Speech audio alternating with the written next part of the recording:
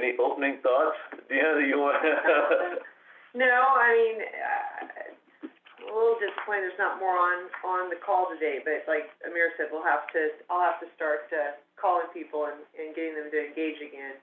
Although I fear that the invoicing that's coming out for second quarter may spur on that engagement, which I'll talk about a little bit later. So thank you everybody that's on for participating, and we put this meeting was going to be 10 to 11:30, but we're going to keep it short, at least within an hour, and if it stays this small, maybe even quicker. So Yep. we'll move through some items, and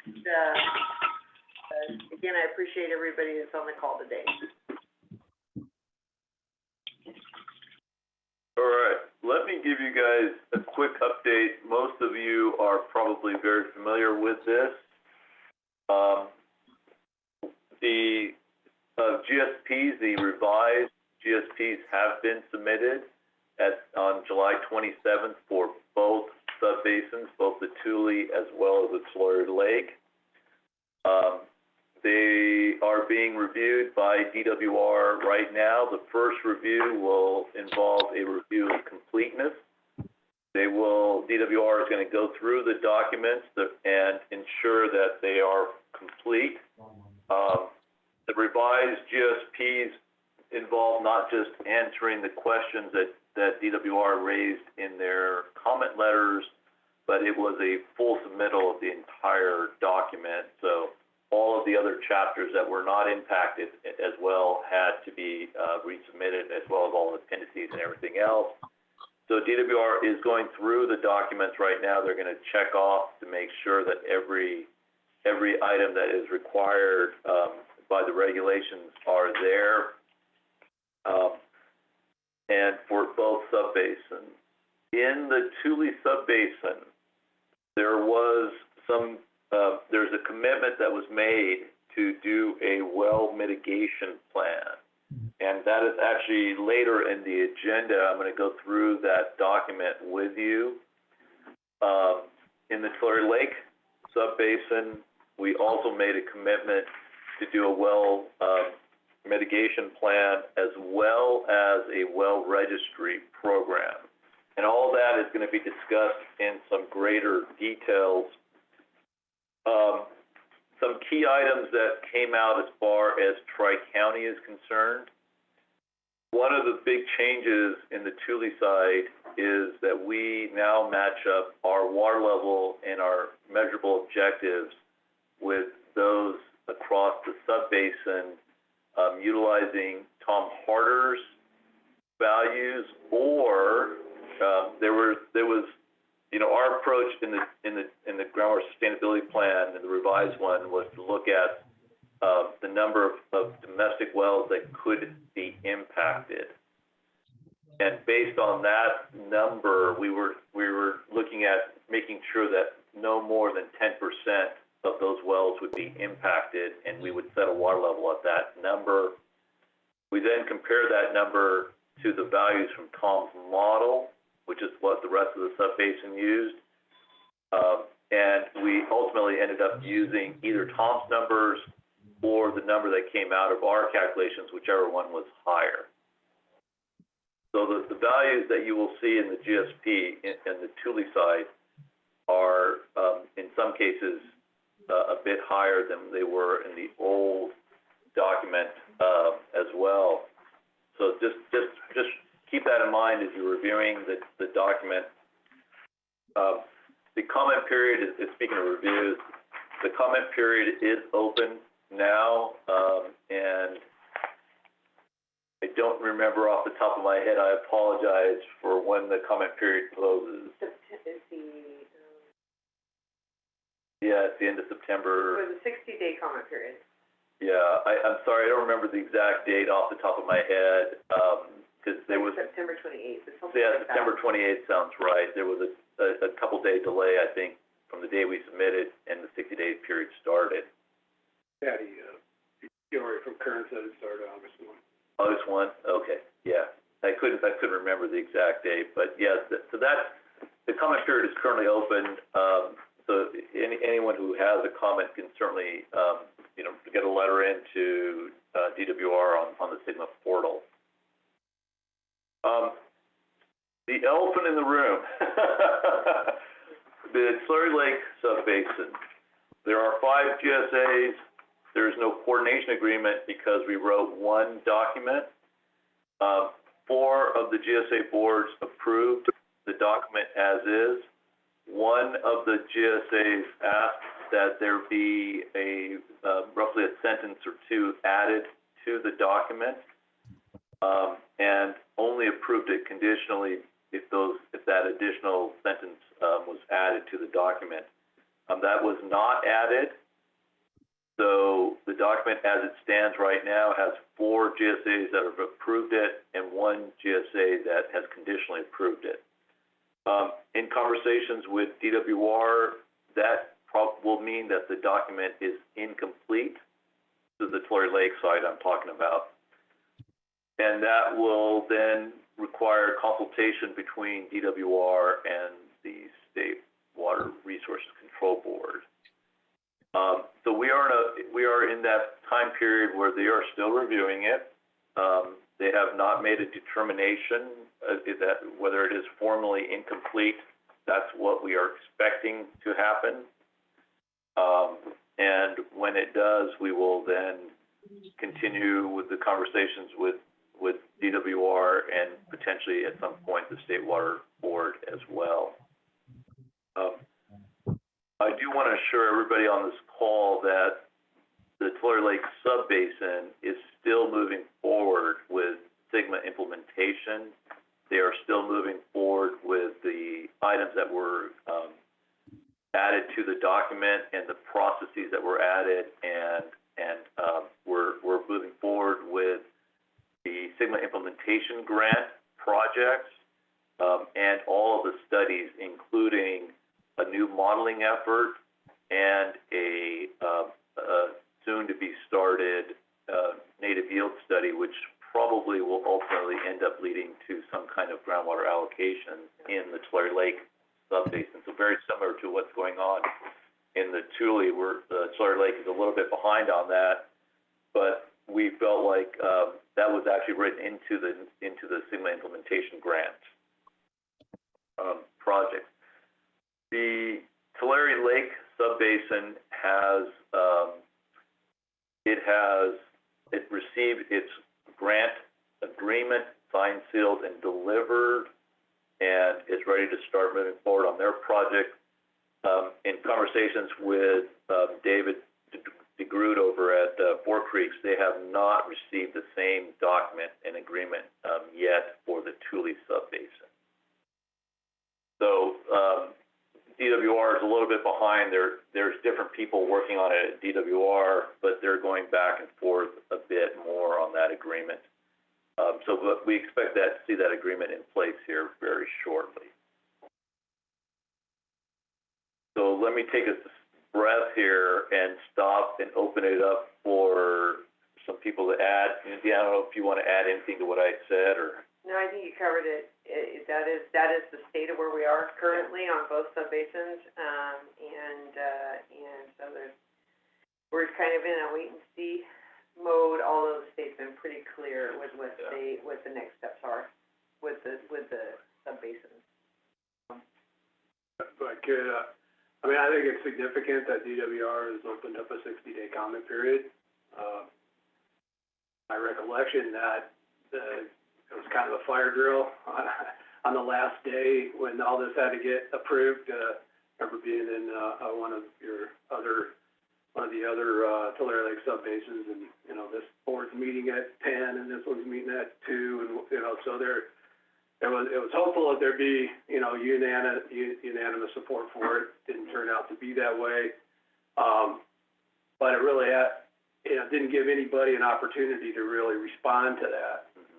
So it would seem wise for DWR to, give the other parts of the Tulare Lake family a little bit of time to develop responses to that in a thoughtful way, and take all that into consideration before making any decision on what to do about it.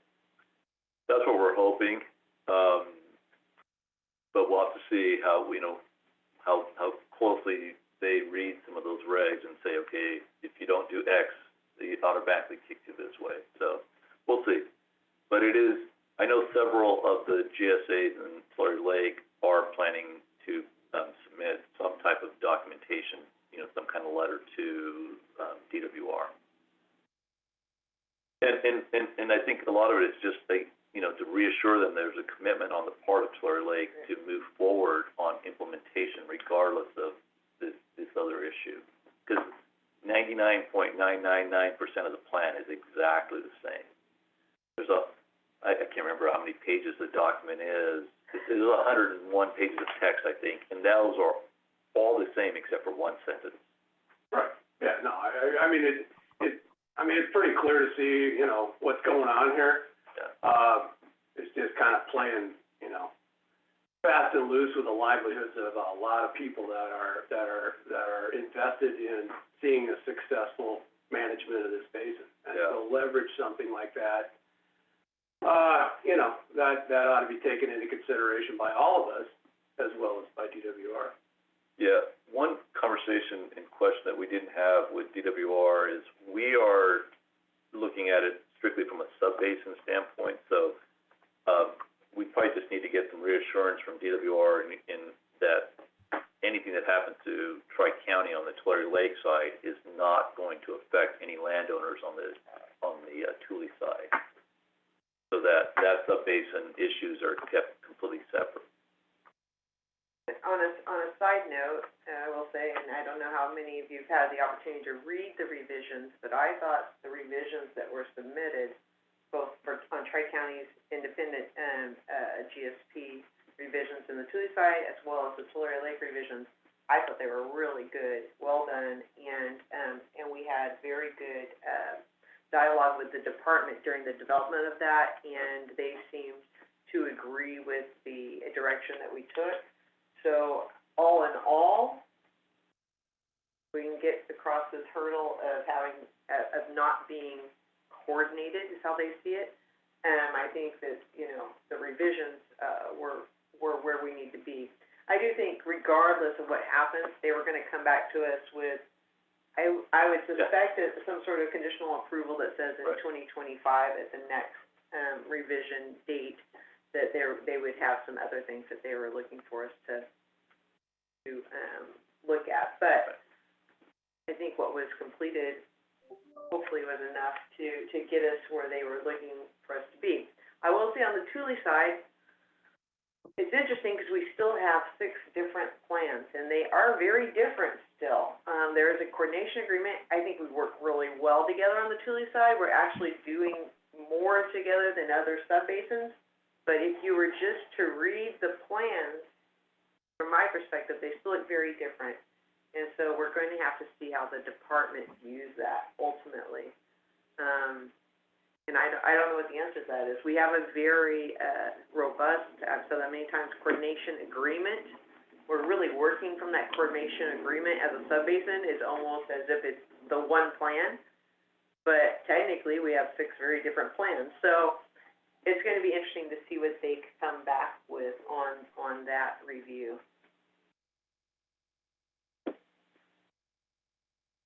So as you're going through the plans, I would encourage all of you, as you read through the document, if you have questions, if there's something that's not clear, please reach out to Deanna or myself, and we'd be happy to have, you know, a one-on-one conversation with anybody, especially if you're looking at, you know, writing a comment letter and you just want to be clear on something. We're not going to influence your letter. We just want to be able to make sure that we can explain why we did what we did. All right. Any questions from anybody on the Zoom call? I'm assuming they can just unmute themselves. Mm-hmm. Yeah. All right. Amir? Yeah, yes. You mentioned the well mitigation plan. Yeah. That's domestic well mitigation. It's domestic well mitigation, and we're actually going to talk about it in a little bit later, and we're going to go. Yeah, we're going to go through it in detail on what the framework of the plan and what the next steps are, and more importantly, how this group is going to help us write that plan. So I got Basin Safe, I kinda just kept Basin Safe on here because I didn't know if you ever have any Well- updates or anything you wanna talk about. The only thing I will update the group on, quarter two billing is going out tomorrow, and, for those of you who will be receiving an invoice, many of the growers are now in tier one allocation. So the invoices that have been going out under $10 per acre foot increased, greatly. And it's not lost on me, and, I think that this group really needs to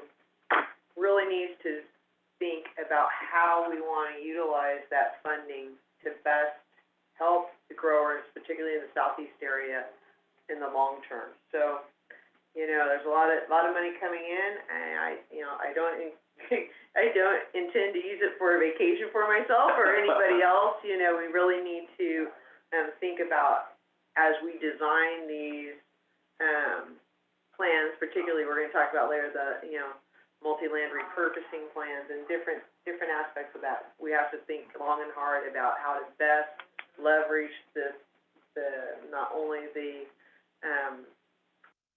money that's coming through grant opportunities, but the money that's gonna be invoiced to the growers, so. So look for that. If you have a question on your invoice, you can always call, and we're happy to answer anything we can. All right. I'm gonna assume anybody who does have a question is please feel free just to jump in at any time. We're a small group today, so feel free.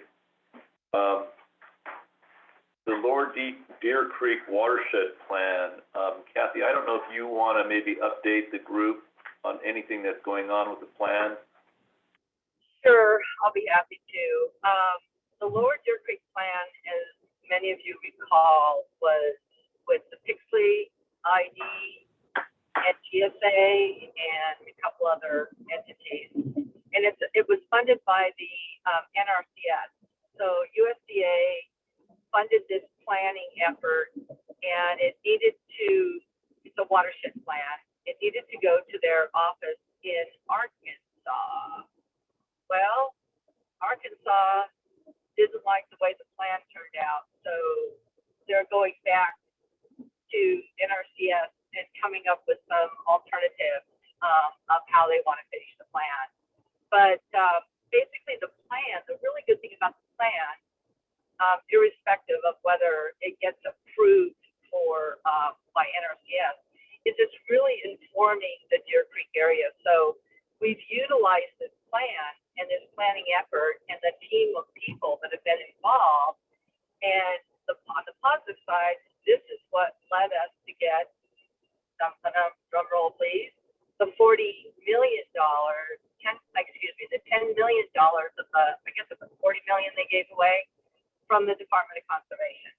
So there's a silver lining to that plan. It hasn't been approved by NRCS, but we got a lot of good background information that led us to get the multi-benefit land repurposing dollars from the state. So that kind of teed up that discussion. Yeah, I'm gonna hold off on the land repurposing just a second here, Kathy. Actually, you know what? I changed my mind. Why don't we go ahead and just jump into the land repurposing grant now? Could I ask, what was the Arkansas's problem, in a few words, if you could, with the plan they submitted? The plan is supposed to be in accordance with NEPA, the National Environmental Policy Act, as an environmental assessment. And they only identified, I should say we, because I helped with the ESA consultation, we only identified 3 landowners in 1,367 acres of site-specific, and NRCS only wanted to analyze those sites. The team was hoping that we would get a broad NEPA coverage and ESA coverage for the entire area, more of a programmatic, and that's not the way they work on this project. It's got to be site-specific, landowners identified.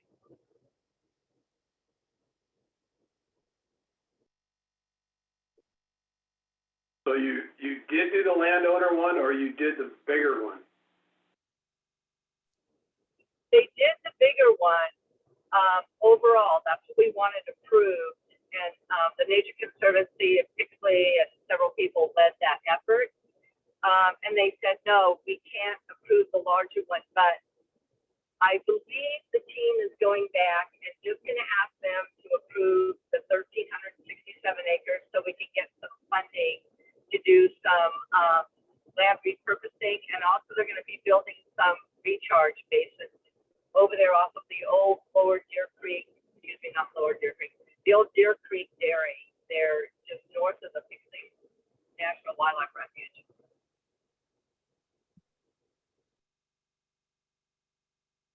So, Thank you. yeah, so that watershed plan really does lead into the grant. There's a direct correlation, but there's also, because you can imagine all these things are interrelated. I'm gonna ask David, would you mind talking a little bit about the $40 million that Allensworth is getting as well for the state park? And then anything else that you want to add to the group, please feel free to jump in, and then I'm going to talk a little bit more about the $10 million land repurposing grant. Okay, well, as you know, as you just said, I think it's just slightly more than 40 million that Allensworth is receiving, and that was largely done through state parks. I was in Sacramento last night and and learned a few more things that's going on. I discussed with Matt Swanson, who's the chair of the Water Commission, how some of this federal money is going to be allocated. And apparently they've are going to be approving about 2.7 billion to 14 different infrastructure projects, but they have 500 million left to allocate. And then also excuse, I'm sorry, one of my kids was trying to call me.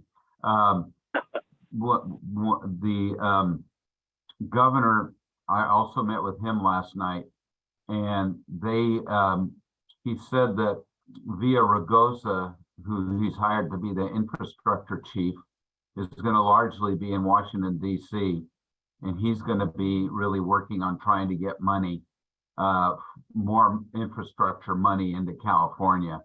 In addition, he said California's has got 12 lobbyists working for the state, and their main focus is infrastructure money. So there could be, in the future, if they're effective, a bigger piece of the Infrastructure Investment and Jobs Act monies coming to California, particularly since Pelosi is still in power, but she's not in power for too much longer. So they're really trying to move fast to bring back as much as more they can to California. And I know a lot of the congressional delegation is aware of this as well. That's one of the latest updates as of last night.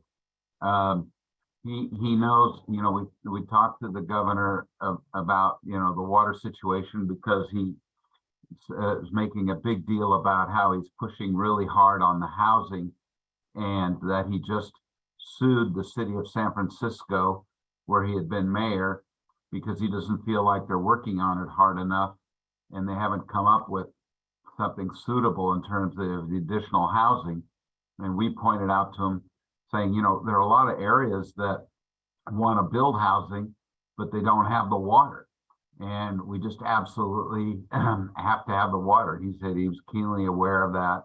And that's one of the reasons why he brought Villaraigosa on to, get back there and just really work hard to see if they could get more money into California. David, did I understand you correctly? You said there was 500 million still left to allocate. Is there a way to get any of that for lack of a better word, earmarked for a, project in this area or Well, project? yeah, I think because we spoke with Tony Atkins, the Senate Pro Tem, 2 weeks ago, and she said that on regarding the trailer bills, that the Senate side was totally budgeted out and committed, and she said that there are opportunities still at the Assembly side because they still had money left for trailer bills. It just depends how effective the Assembly representatives are for your area and what specifically you want pushed. And obviously you've got a lot of rationale given how much, land is being fallowed. But it's really getting late. I mean, there's only 6 more days of legislation that's going to occur. So missing on the trailer bills, it's just really important to make your case basically with 3 agencies: the State Water Board, the DWR, and the Water Commission.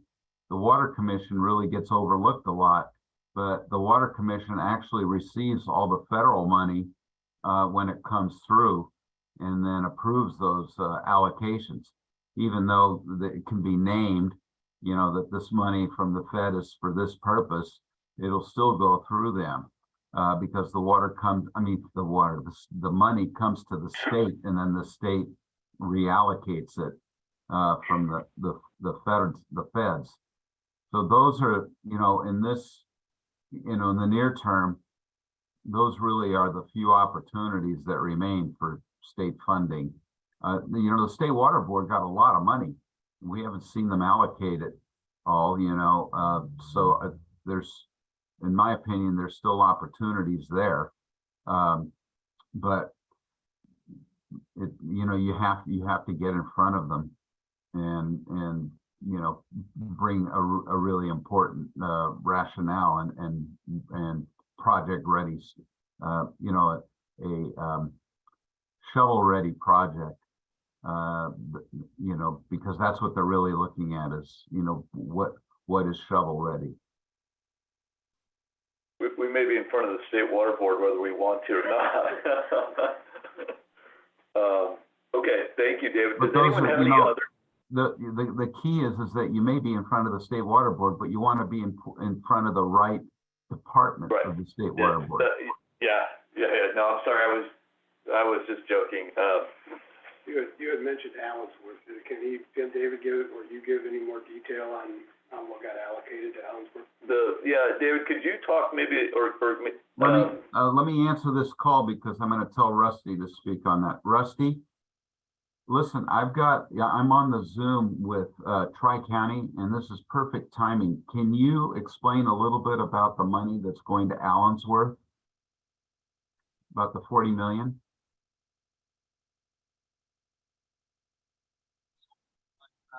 A lot of details beyond the $40 million, but I do know that all of us bringing attention to it is. David, we can't really hear him. David, I'm sorry, they can't really hear you, but okay, I'll just tell him, I'll tell him what you said. Yeah, okay. Okay. Okay. All right. Okay, all right. Sorry about that. Rusty was with me last night when I'm all the stuff I'm reporting on. We don't have, I don't have a lot more detail on the Allensworth. We'll get that to you. But we do know from the feedback we got that it really has an awful lot to do with all the pressure that we as a group put on Secretary of Resources in getting him to do that town hall a year and a half ago, and the constant haranguing to try and get him to come down for a visit, where we know he just didn't want to get in a situation between various factions. But he realized that Allensworth was really an important issue. And so that money's all came about because of his direct knowledge of Allensworth and the needs. It's my understanding about 18 million of that 40 is going directly to the community for a community center and some other things, and then the rest of it's going to revitalization of the state park. We'll try to get more details for the group, just so because it is money coming into the area. Yeah. And it does, the Allensworth project, we're gonna be talking a little bit about that. If I can, may I just say one Kaylee more on? thing? Oh, yes, sorry, David, go ahead. I apologize. I'm going to have to leave this meeting early. Regrettably and very sadly, I lost my wife a week ago, and I have to go off and make some arrangements. So I apologize for not being able to stay on the rest of the meeting. David, I'm sorry, I did not know that. Very sorry to hear that. Thank you very David, much. our condolences to you and your family. Yes. Thank Yeah, you, and I sorry to look hear forward that. to catching up with you. Appreciate it very much. Yeah, Thank you. thank you. Condolences from Allensworth also. Hi, And Kennedy, how are you? I'm good. I just logged on and I heard you guys concluding discussions on Allensworth. So anything I can add? Yes, please. And the question was, they're excited to talk about the money coming to Allensworth. Did you want to add anything on what it's earmarked for, or what the community intends to do? We have two allocations to the community itself and a larger portion going to the state park. For the living community, we looking at a new civic center. We have a elementary school across the street from our community center. We want to construct a larger building to house our community services district, the Allensworth Progressive Association, have a meeting, conference facilities, a small grocery store. We're calling it a cottage store, and a small cafe. And as most of you know, if you come to Allensworth, you better bring your own drink and food, or else you're in dire straits. So we're hoping to address that issue with approximately $1.6 million that the governor allocated to us for that. The second project we have in town pertains to the farm we have here. My brother-in-law, Pastor Hudson, owns 60 acres of land out here. We are seeing that as the economic engine for the revitalization of the community, opportunity to create jobs as we move forward. We're looking at a formal organic farming training program. There's one in Salinas, Alba in Salinas, and there's another one in the Davis area. So we want to establish a formal organic farming training program. So right now the curriculum is in development. We will need facilities to deal with that. We have a number of projects within the farm itself, buildings and structures within the farm. And going to the state park, there'll be a refurbishment of the visitor center. And as part of the request that we submitted to the governor's office, we asked for a center for understanding. We're looking at an amphitheater that will have conference facilities, a museum, and it'll essentially create an opportunity to bring folks from different walks of life. To start with, those that have threaded the land here, the Native Americans, the African Americans, the Asians, the Latinos. We want to bring in lecture series to talk about yesterday, today, and tomorrow. How do we gel going forward? So that, to an extent, is the breakdown. We're getting $12 million approximately within the living community and $28 million going to the Safe Park. Great, that is fantastic news. It is very great news. We are very excited and very excited that we have groups like yours that we can look to for support and assistance, and that will allow us to collectively make a difference in this region. No, that's great. Yes. That's fantastic. We're happy to partner with you on that as well. All right, so we're gonna keep rolling on some good news. Yes, we are. So, the land repurposing grant, as Kathy mentioned, there were 4 of these given out across the entire state. They're $10 million each. And this area received a $10 million grant, of which approximately, slightly just under about $1 million is gonna come to Tri-County. And there are essentially, that's not all that might come our way, by the way. So let me talk a little bit about the grant itself. The Pixley Irrigation District is technically going to hold the grant. It is a multi-purpose land repurposing grant, and the idea behind the grant is to take, as land comes out of production, or as we implement Sigma, what do we do with that grant? What do we do with that land? Sorry. And the idea is to look at writing a plan in each GSA, which includes Tri-County, will get about $270,000, which we are going to use to write and prepare our own plan for that land repurposing. That means a lot of input from this group on what you would like to see, how you would like to see that document shape up, how what you think where and how the effort should be focused in on. I want to be clear that multi-purpose does not automatically mean just habitat.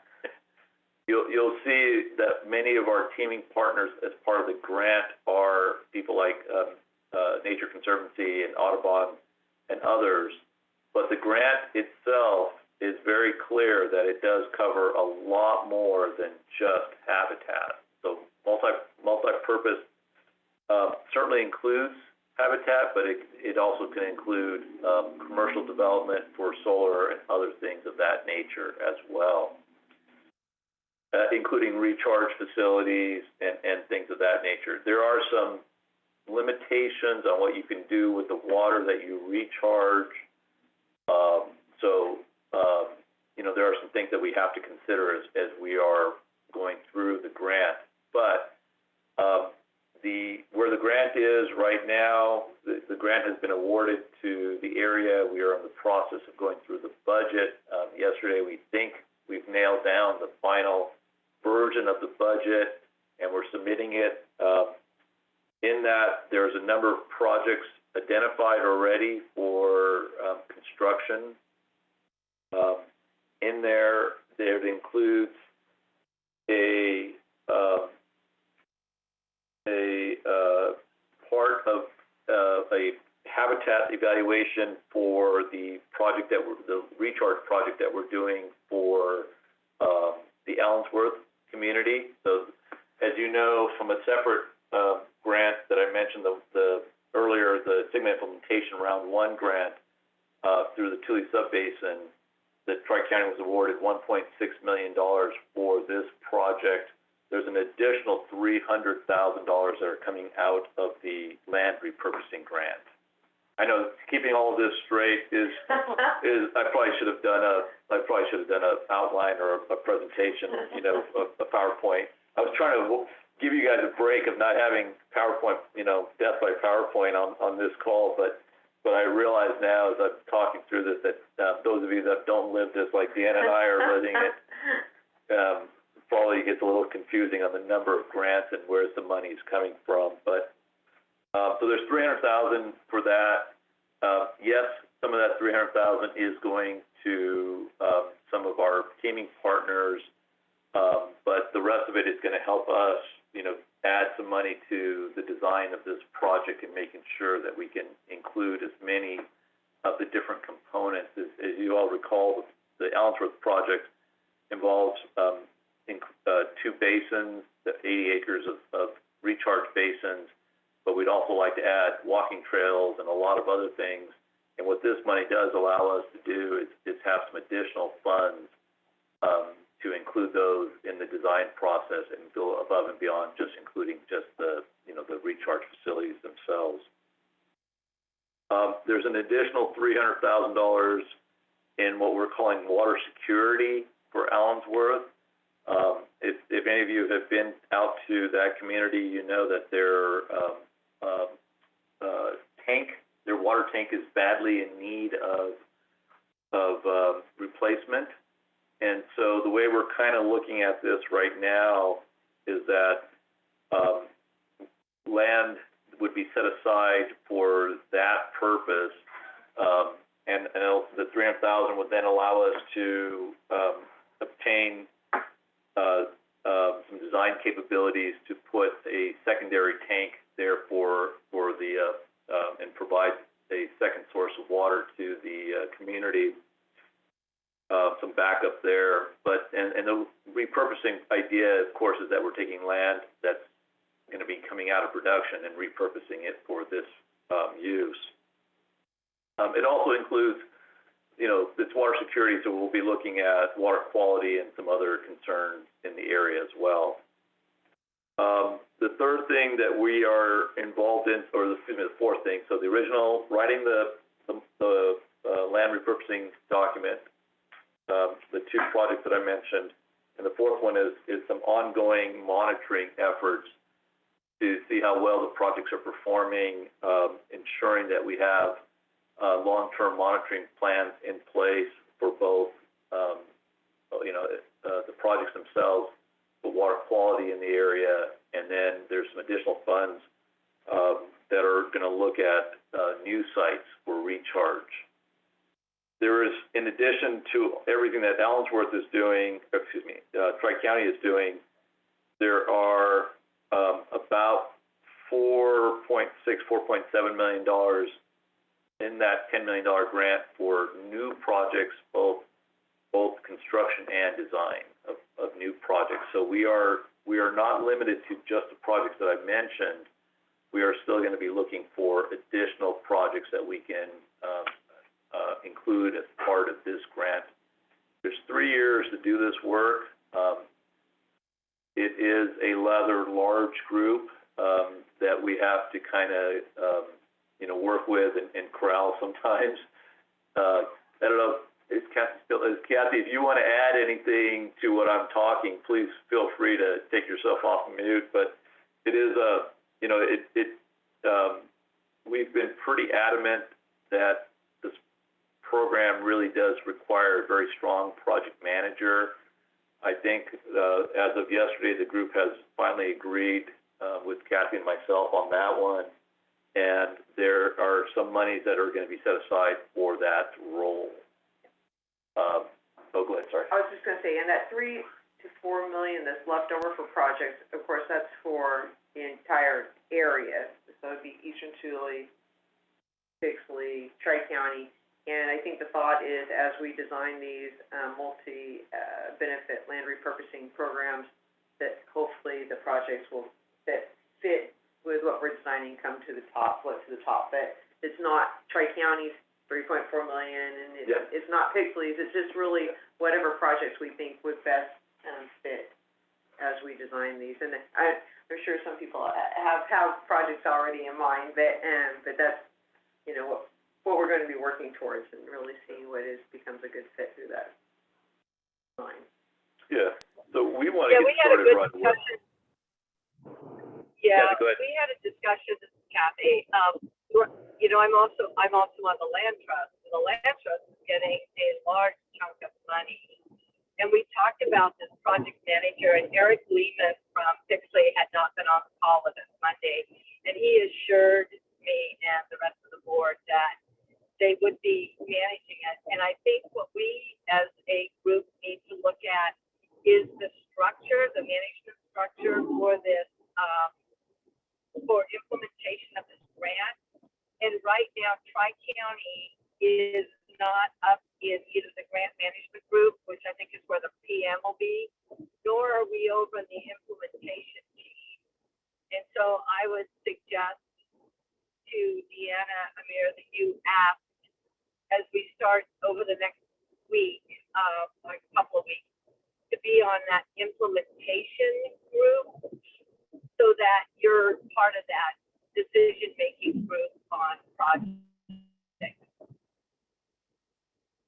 Thanks, Kathy.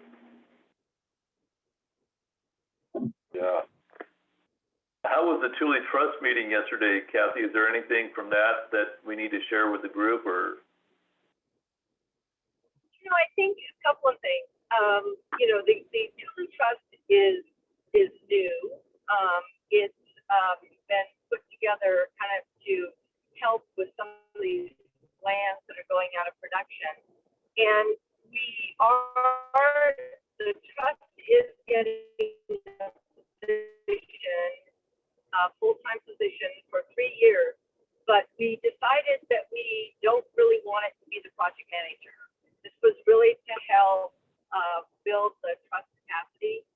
So that project manager discussion is still open. You know, we have a lot of sensitivity with the landowners. You know, we have 3 board members who are landowners, and we want to extend it and get a board member from Tri-County and from some of the other GFAs.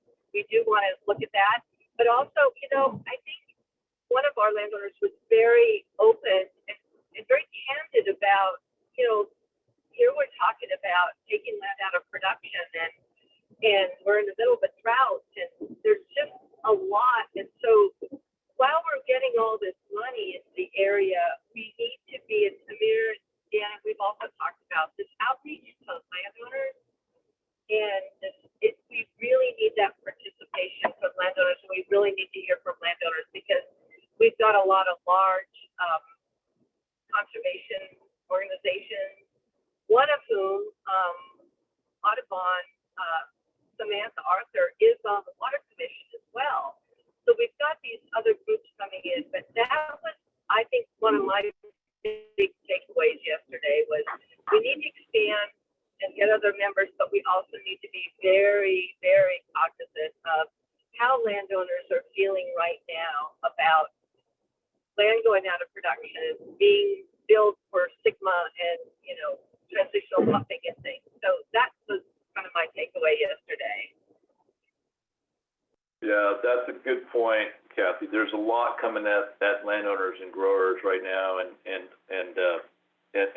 other other farming related, you know, ag related.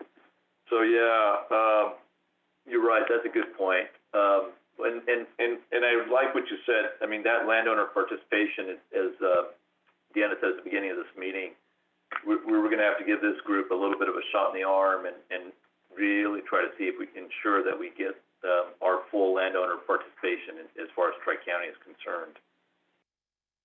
We've got a lot of issues that are, you know, potentially, like I said, have some financial impacts coming up here in the next, you know, 6 months to a year, and we want to make sure that we have a lot of good input from the ag community. Kathy, I'm going to skip over your Pozo Creek conveyance project for right now, and we'll see if we have time to come back to it. I still have a few more things I want to talk to this group about, if that's okay. Stacy, can you pull up? Actually, I'll report on it at the next meeting, I think. Let's just skip it, because we're waiting to hear back from NRCS. So, no worries. All right, perfect. Thank you, Kathy. So we mentioned this well mitigation plan a few times, and I'm gonna talk about it from the Tule side. The Tule subbasin, is looking for each GSA to write a well mitigation plan, by December. So by the end of this year, we have to have a well mitigation, plan in place. What you're looking at is attachment 7 of the GSP. Each of the GSPs that were submitted had this attachment in it. It's attachment 7 in the Tri-County one. But what we wanted to do is kind of walk you through this, and I really want to take some time just to make sure that emphasize to this group that, you know, we are absolutely positively going to be looking for your input on this document. This is something that, you know, that is a commitment on part of the subbasin to DWR, and so we want to make sure, and it has a financial impact to this group, and we want to make sure that you're all well aware of what we're committing to. So this framework was prepared by Tom Harder and Four Creeks as part of the submittal on the GSP. I'll just say, this is actually attachment 7 to the coordination agreement. Oh, I'm sorry, And all of the revisions that were made in the coordination agreement kind of, had to do with this framework document, so, or not all, but many of them. So when you see something in the coordination agreement, it's been, pointed to this attachment 7. So the attachment 7 became a key piece to the revisions that were put in for the coordination agreement.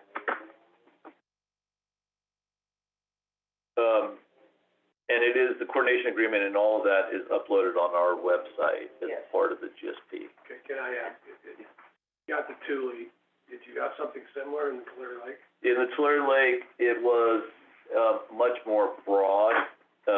It follows the same outline, but we did not get very as specific in Tulare Lake for a reason to give a lot more flexibility to the GSAs, and the timeline for preparing the plan in the Tulare Lake side is a lot longer as well.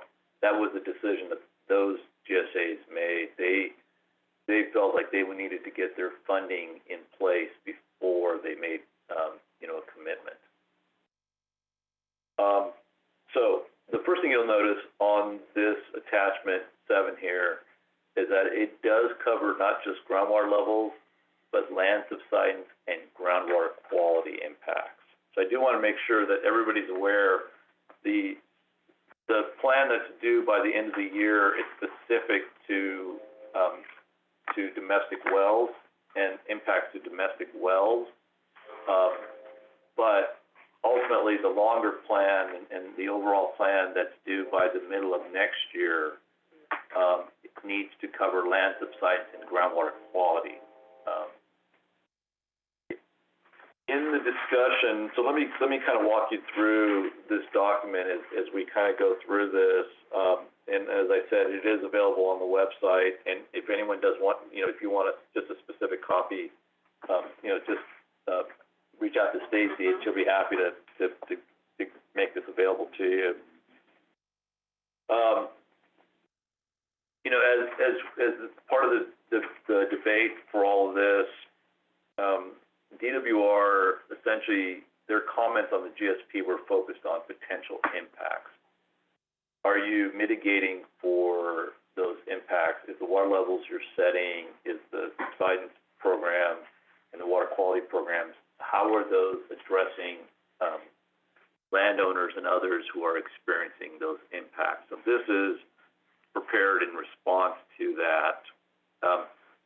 The Tule subbasin took a little slightly different approach. Rather than adjusting water levels up or anything like that, they based it saying, okay, we're going to have a mitigation program in place, and we're going to ensure that, you know, if there's impacts, we'll deal with it through our mitigation program. Clear Lake went a little bit more conservative and said, we want to minimize the number of impacts, so we're going to actually change our water levels to minimize those impacts to less than 10% of the wells. Very focused on domestic wells in Tulare Lake. The Tule subbasin, in addition to the domestic wells, some of the GSAs are probably going to allow for impacts to ag wells. Tri-County's approach right now, before we get input from this group, this isn't set, but right now we are just focused on just the domestic well issues, and probably will only be focused on domestic wells, as far as water levels are concerned. So as you look through this document, you'll see that it kind of lays out, why the mitigation program is necessary.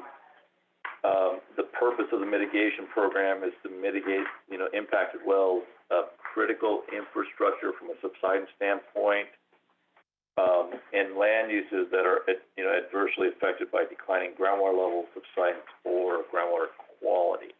So all of those are important as we're trying to achieve our sustainable goals. So it under subsection A there, it talks about how each GSA will adopt and implement its own mitigation program. Stacey, if you want to keep going there.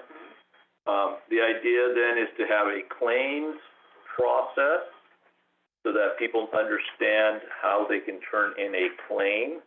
Hey, my well has gone dry, what type of information we are looking for, what kind of data we need to collect to verify that claim. Is it, ultimately make a decision, is this claim valid? Is it caused by the GSA and the signal implementation, not, when we set water levels or the policies that we have in place, did they contribute to this well going dry? And then what's going to be the response to the affected landowner? And then you'll see that the process then continues for claims for land subsidence as well as water quality. And again, since I can't, got this up here, I can't see if any of you have questions. So if any of you do have questions, please just jump in and Adriana would like okay. Yeah, and please jump in and ask questions. The idea here is this is the overall framework, which is what was committed to in the GSP and the coordination agreement to the DWR. We are still going to write our individual plan, and our individual plan is going to be some variation, and we're going to decide what is going to be our claims process. What do we want to see in terms of what type of data a landowner would have to provide us, and other commitments. For example, if we do a well registry program, we may require that if you don't participate in that well registry program, you're not eligible for mitigation. So the well registry program is important to us because we really have need to get our handle on how many wells, active wells, we've currently got after the 2015 drought. How many of those wells are still active, and at what's their completion information? What does the well construction data look like? How much of that analysis did you do? For the response? So we took advantage of the Oscar database that DWR had put together that basically says here's all the wells, but we also know that database has wells in it that are not active anymore and have not been active for years and years and years. But we use that database as is. And part of the well registry program that I'm talking about is the idea is to update that and find out, hey, what do we really have? So we looked at that, and then we basically, Tom Harder went through and said, if we set water levels at the numbers we're talking about in the Tule side, there was less than 6 wells that probably, domestic wells, that were probably likely to be impacted. for Tri-County. For Tri-County. That number goes much higher, an order of magnitude higher, or almost 2 orders of magnitude higher for some of the others, sub-basin, or the GSAs. So across the sub-basin. Eastern Tule in particular has, you know, a number. But for you guys, it's minimal. It's minimal. What about on the Tulare Lake side? Did you do any of that modeling? We did the same thing for Tulare Lake, and in Tri-County, I wanna say it was 2 or something like that. It was, So it's really, I mean, this is checking a box then for the most part. For Tri-County, I mean, there we still see some impacts, I think. There's 2 different things. On the Tule side, you know, there are GSAs that really want to broaden this mitigation plan. Yeah. I'm trying to keep it as compact and not broad as possible, but, you know, I was trying to avoid us pointing fingers at each other. But, you know, others, you know, there's belief out there that others aren't causing any impacts. And, you know, so if there's any wells that go dry, even within their own area, pretty sure they would like to see another GSA. Shocking. Mitigate that. It's shocking. And Tulare Lake, you know, we took more time to analyze it, but really it's that South Fork area and Mid-Kings, they have a number of wells, many domestic wells, and so the impact to them is could be very large, and that's why they said, how can we do this without any funding or any structure in place? We can't commit to doing this next year. There's no provision for that, so. yeah. So it's a little bit more difficult. I think on the Tule side, because Pixley and Lower Tule and Tri-County, we already have the allocation process in place. We're a little bit more advanced and more capable of pushing the timeline up a little bit more. I don't think I still don't believe we were going to get approved by the department without some sort of assurance that domestic wells would be considered and somewhat, you know, protected through the process, so. It would be nice if we could find some grant funding specific for, rural domestic wells, across the entire sub-basin, that, you know, as a pot of money that we could draw on as these impacts are identified. Yeah, well, I mean, you know, I actually served on the Mid-Cahuilla Advisory Committee, and they put an ad hoc together. We had our first meeting yesterday, second meeting. And, you know, Mid-Cahuilla is City of Visalia, City of Tulare, and TID, so they, you know, they don't have as many domestic wells within their jurisdiction. You know, the other GSAs in Cahuilla very likely have more of an impact. But one thing we decided to do yesterday was actually have our next meeting with a local well driller who's actually responding, just to kind of get, you know, from boots on the ground, a perspective, how big is this problem? Mm-hmm. Because someone has a problem, they call the well driller. Right. And there was a person that's kind of not a well driller per se, but a consultant that really works as a resource to landowners and owners. So we're hoping to get, you know, some education on the magnitude of the problem. Doesn't sound like it's a huge potential vulnerability for Tri-County. There's other GSA, I mean, Madera County GSA budgeted over $35 million for domestic well mitigation. Yeah. So, I mean, it could be a really, really big thing. Yeah. On the Tulare Lake side, I think remember I said we were gonna protect 90% of the wells with the water level? That 10% was almost 150 wells in just one GSA. So, I mean, there's a lot of, but again, that number is based on what I think is a database that includes all kinds of wells that do not exist anymore. The other thing, Jeff, that we're doing is to, looking at all the new well permits that are coming in. Right.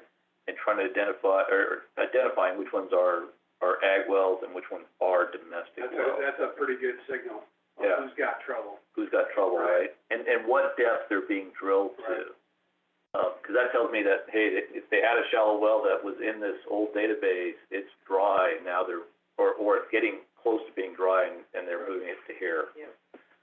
I think the challenge, I mean, it would be, the challenge is everybody is, first of all, in a different place in their own GSA, right? Tri-County doesn't have a big issue, Right. but maybe your neighbors do. It's a matter of bandwidth in terms of resource, time, energy that you can dedicate to it. Right.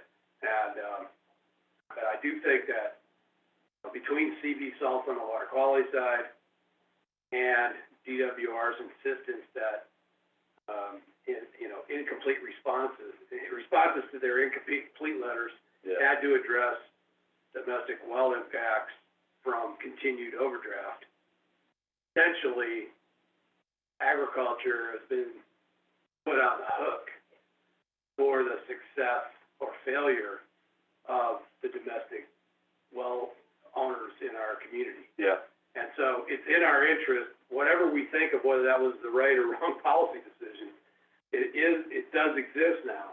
And it's in our interest to dedicate some time and energy to doing this in the most efficient and successful way possible. Yeah. So maybe some thought, it's not one of those, shiny items that I'd much rather build a recharge basin or, something that'll put water in the ground. But, this is one of those things that, if we do it right, no one will pat you on the back. But if we do it wrong, we'll attract a lot of attention that will long-term be bad, for our communities. Yeah. Yeah. So we want to put, there's a fine line between having a program that helps as many people and being as possible and easy to for them to navigate. And on the other side, we want to make sure that we are looking at the interests of the GSA as a whole, and all the landowners, and making sure that we get enough information to be able to say, yeah, this impact we can point to and say for sure. And honestly, like I said, the first things first, we do need a better well registry program, because we really do need to understand, is it really only 6 wells that are going to be impacted, or is it 26, or is it some number higher than that, or is it none, because those 6 have already gone dry, and in which case we need to maybe adjust our program accordingly. Amir. Okay. And Deanna, I have a question. Sure. Is there any coordination with the native tribes in the area? That's a great question. Well, there will be, I think, through the multi-benefit land repurposing program, Yeah. that is one of the built-in aspects of it. As far as the well mitigation program, we haven't got to that point yet. But yeah, if any project that is completed in Tri-County, that we would definitely include and ask for their input. So technically, the tribes are exempt from SGMA. True. That's the technical answer. But Coyote, you're absolutely right. We do need to coordinate, and in our approach, especially in the Tulare Lake side, there is some impacts there that we do need to address, and we will be working with some of the Native American groups to have those discussions with them. Okay, so let me talk a little bit. When you do get a chance, or those of you that get a chance to look at this framework document, one thing it does say in here is that SGMA essentially starts in 2015, and so we are not looking to, not necessarily looking to provide mitigation for impacts that occurred prior to January of 2015. But all of this is open to discussion, and we can certainly change that if this group feels that that's something that we should adjust. Okay, let's see. Okay, so we talked about the process. The next step, of course, is an investigation, so that once the claim comes in, how we're gonna investigate it. And right now, Four Creeks and Tom Harder are working on some additional information for each of the GSAs that we expect to see by around the middle of September, end of September. That should help us with some of the investigation, and how the investigation should take place, if there's at least some level of consistency across the GSAs. And then we get into item D here, which is the qualifications for mitigation. And that basically is the GSA is determining, whether to provide a full or partial mitigation. Partial mitigation may mean something like, lowering the pump as opposed to going out and drilling a whole new well or something along those lines. So maybe we modify the pump equipment as opposed to, actually putting in a new well. Do we provide some source of replacement water? All of those types of things may come into play in our mitigation. That's the part for the wells. The land use part then starts getting into a little bit more items, and this is some of the areas that we feel like really do require a lot more evaluation from at the GSA level. They include, if there's subsidence impacts to canals or water delivery pipelines and basins. We feel that needs a lot more bumpers on it. It needs a lot more control. I think that is something that the GSAs need a lot more robust discussion on. It's one of those things, it's hard, it would take investigation to determine how those impacts were occurring. As we know, subsidence impacts, occur regionally. They also have, cones of depression in areas. So it is going to be difficult, and we'd have to put a lot of, side bumpers on what we would be able to mitigate for. So I think there's a lot of work to be done in that section, particularly before anything could occur.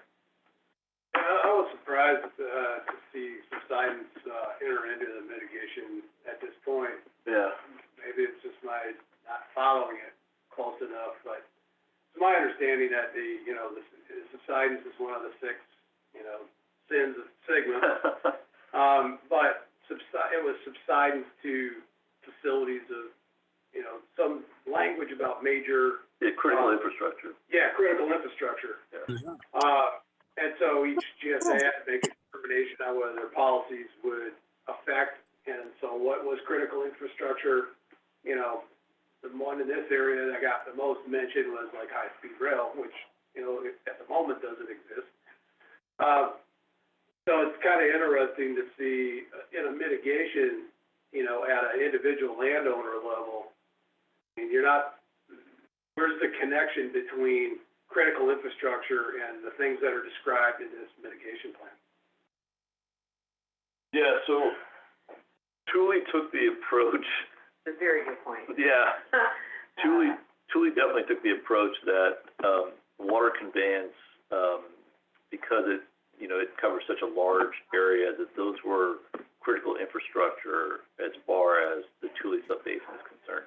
Slurry Lake, I'll tell you, they had a mitigation plan that's strictly focused in on wells, both domestic wells as well as public supply wells.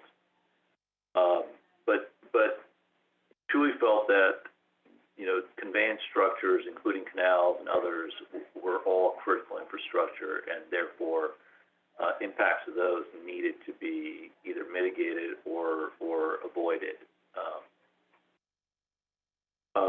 The flood control, I agree with. I think that levee system, making sure federal levees and other things are maintained and kept.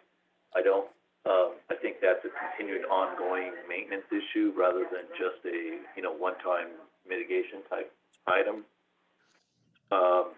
And they specifically did comment on plans, back in 2 years ago, and so DWR, in fact, in their comment letter, did call that out. Did I answer your question? Yeah, you did. What you basically answer said it? is Thule local control. Yeah. They decided that these items were critical infrastructure, which Yeah. is absolutely what Signal allows and encourages. Yeah. So it answered it. Yeah. Tulare Lake took a very different approach. I think, most of us thought mitigation was ultimately necessary for domestic well owners. And, from my perspective, I wanted to keep it with just domestic wells as far as the mitigation, but that was definitely not the majority of the room. So, for better or for worse, we're gonna work to, put a plan together that makes sense, and it's just gonna take a lot of work to try to figure out how we identify, impacts and what that mitigation would be without breaking the bank for everybody. That's the key, isn't it? Yeah. Yeah. It seems to me that inside the boundaries of the GSA, if you have a problem with a domestic well, and you can identify that for the most part, it's a result of pumping activity, it seems straightforward. But if you have a problem with a domestic well in this GSA and saying that it occurred due to the activities of the other GSA, it's like more proving up needs to occur. Yeah. So, That's a knee jerk. I would like you to pay my bills. You would probably say, no, right? That's right. I mean, that's oversimplified. I prefer not to. Yeah. Exactly. The devil is in all the rest of the The details. devil is definitely gonna be in the details. right. And those details are what this group gets to decide. Yeah. As Jeff said, this is our local control, right? So, if you contributed to the overdraft issues over the years, is the GSA responsible for your well mitigation? You're pumping 2 acre-feet per year out of a domestic well? Yeah, maybe, we go in and we address that because in the overall, we still want more levels to maintain at a certain level, but if you contributed to the issue, is that still our concerns? Groundwater quality, as I've mentioned, so we talked about the framework includes land use impacts and then groundwater quality impacts. And again, we are not responsible for past sins.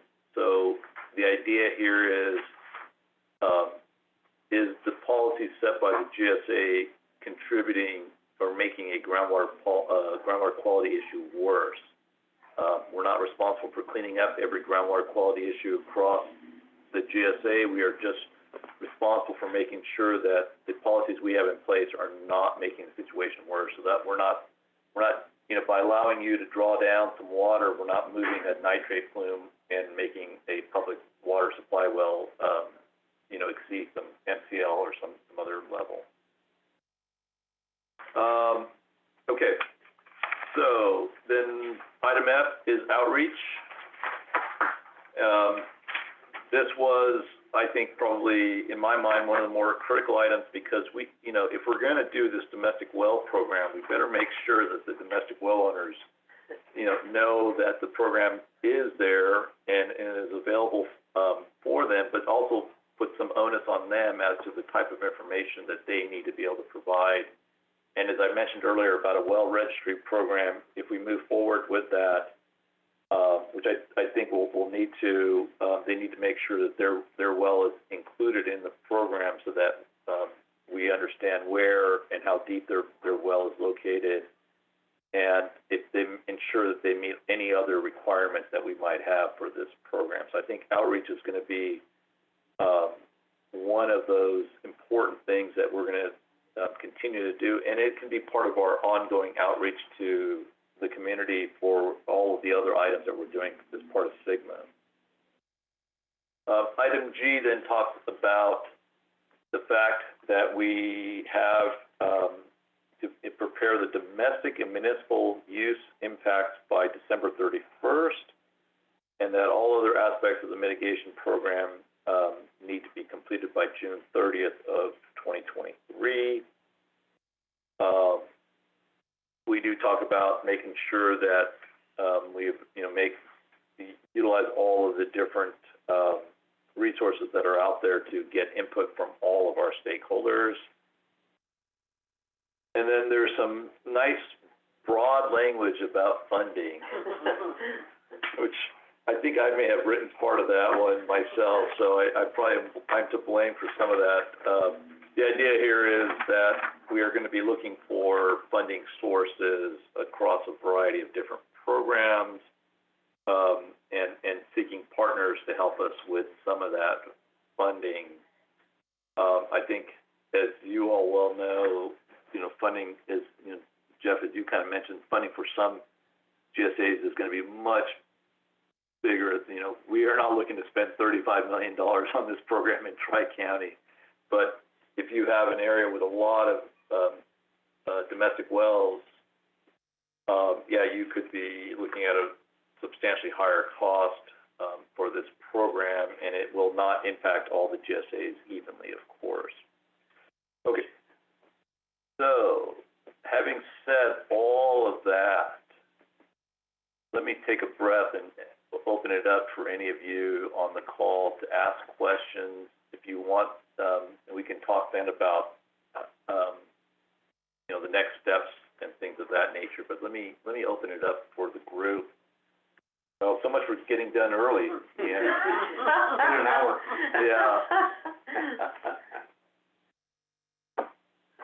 Sorry, Doug. I promised Doug this won't last more than an hour. A quiet group today. No questions. Stacey Ann, I know you have a question. No? I don't actually. I guess my question, if you want one, I'll give you one. But Sure. So you have until December to put this program together, and you've talked a lot about getting input from this group. I presume that input will come in more than just this meeting today, right? I presume this will be an ongoing conversation, but I want to make sure. Yes, very much so, and I'm glad you said that. By the time we meet again in September, according to our agenda, it's September 28th, we expect to have some of the technical input on how the investigations and other things are expected to take place from Tom and Four Creeks, and so there's some information there that we will be sharing with this group. But I don't want to wait. Till September 28th to have another conversation. I really do want to make sure that we're starting to get input from all of you as you're thinking about this. Start with the first things first. Who's going to be eligible for the program? What kind of bumpers would we put on that? Is 2015 sufficient? Do you have to be pumping less than X amount of acre feet per year? What are the other limitations, or maybe not limitations is not the right word, but what other kind of requirements are we going to put on anyone to be eligible for this mitigation program? And then start thinking about that claims process. What's the balance between, if you leave it up to people like me, I'm the engineer, I'm going to ask you for this whole hydro, geologic evaluation signed by, a registered hydro and all those kind of stuff. And that's not realistic for a domestic well owner.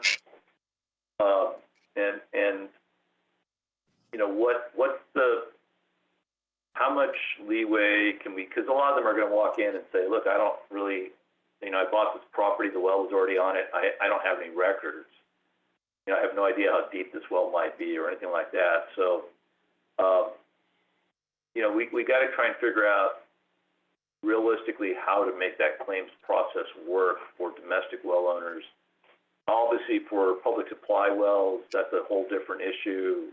You know, they operate completely separate and have a lot more information available to them. Although I don't think there's hardly any.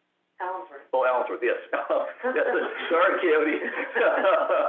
Yeah, Allensworth, of course, is the obvious one, and I don't know if any of the school districts. Allensworth. Yeah, Allensworth, yeah. But yeah, anything like that. So I mean, what I would do is really ask you guys to start thinking at you know, at the initial, who should be, what's the eligibility requirements, and what should we start thinking about for some claims. In the meantime, Dan and I will start putting together some straw man information so that we can continue to get it out to this group. And then also what I'm looking for from this group is your ideas on how best to do some outreach, especially to the domestic well owners. How do we engage them? How do we make sure that they know about this program? Because it's not just wells that are going dry today, but it's about wells going, you know, over the implementation period of SGMA. What happens when those wells get, you know, impacted as well? We covered a lot of ground. Yeah, we did. This is what happens when you don't meet since May. And I'll hit on the upcoming meetings real quick before everybody logs off. Our regular meeting would have been September 1st, but, you know, putting a regular meeting on opening season didn't work for us, or opening of dove season, so we didn't have a quorum that day. I don't know if it's related or not, but I have my suspicions. So we moved it. We'll have a special meeting on September 8th of Tri-County Water Authority. And then the next advisory committee meeting will be September 28th. And as Amir said, at that time, we should have an initial documents from Four Creeks that will kind of guide us on how on our development. And so that will be, I was hoping to have that for this meeting, but it's not prepared yet, so. Board meeting at 1? At 1 p.m., that's correct. Yeah, 1 p.m. on September 8th, which I believe is Thursday. It's a Thursday, yes. Moved it back 1 week. All right, we covered a lot of ground. Any final questions from anyone? I had a general question. Sure.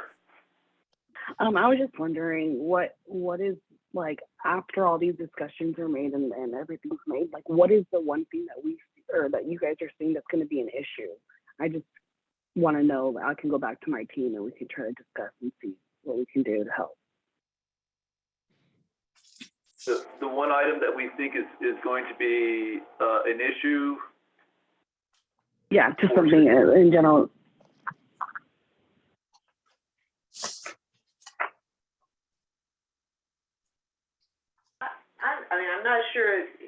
I'm not sure what an issue will be. I think really it's going to be at looking at from Tri-County standpoint, investigating how many wells could be impacted, locating them, and outreaching to those people who could possibly be impacted, so that they know that there is a plan in place and a way to receive help if that's necessary. So I think that's, you know, I said this for 6 years, but we're still in a mode of data gathering. We don't have all of the necessary data yet to even know where that impact might occur. So once we have those domestic wells, and, you know, as we move down the road, knowing where they're perforated, what their groundwater levels are, then we can even start to work on protecting them overall through sustainable management. So that's the goal. Perfect, thank you. All right. This was we're actually 2 minutes late now. All right.